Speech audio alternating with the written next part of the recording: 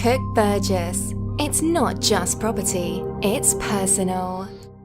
Hi guys, it's John Cooke here, and in this short video I'm going to go through with you on how to document processes for your property business, and at the end share with you a link to a property process template. The document's actually a snapshot of some of our own operations manual, so feel free to pinch some of the actual processes that we use within our company Fox and Tanner.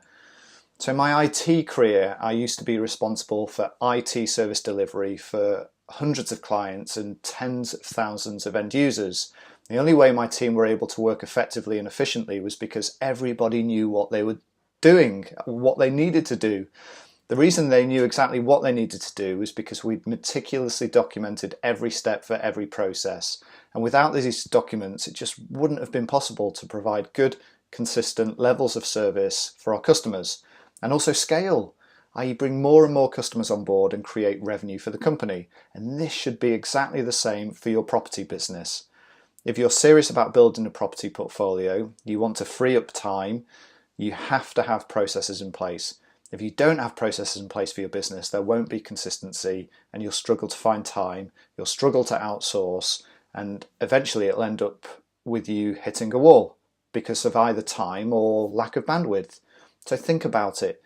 If you find a way of doing something that becomes fundamentally important for the running of your business, how are you ever going to get away from it? You see it all the time in property. It's called the landlord trap. You don't want to fall into it. So what I want you to start doing straight away is document as you go along. Doesn't have to be perfect. You'll go back and you'll refine the processes as time goes on, and you'll aim to continuously improve on them.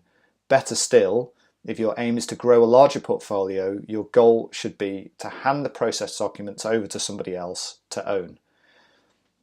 In terms of documenting processes, there are tons of apps and software solutions that will enable you to write processes. Just don't bother with them at this point. You need to keep it simple. If you're a paper and pen person, then literally start writing. Then scan your bits of paper using something like Scannable and get a VA to type them up for you. If you're more of a computer person, then just download our process template document. At the end of this, I'll share the link and start documenting and noting down the steps for each of your processes. Some typical processes which will form part of your overall operations manual are a property sourcing process, which include how you do due diligence, vendor negotiation, tenant sourcing, tenant viewings, tenant referencing, etc. So for us, process documenting has enabled us to outsource a lot of our business, and it also means as we bring people on board to help, we've got a systemized professional approach and we can cut down the time it takes to train people. Literally, when we brought our main VA on board, we just gave her access to our G Drive folder and she just got on with it. So as I mentioned, you can download a copy of our own process template. I'll share the link to it at the end of this video. And guys, I hope you've enjoyed it. I hope this has been useful for you.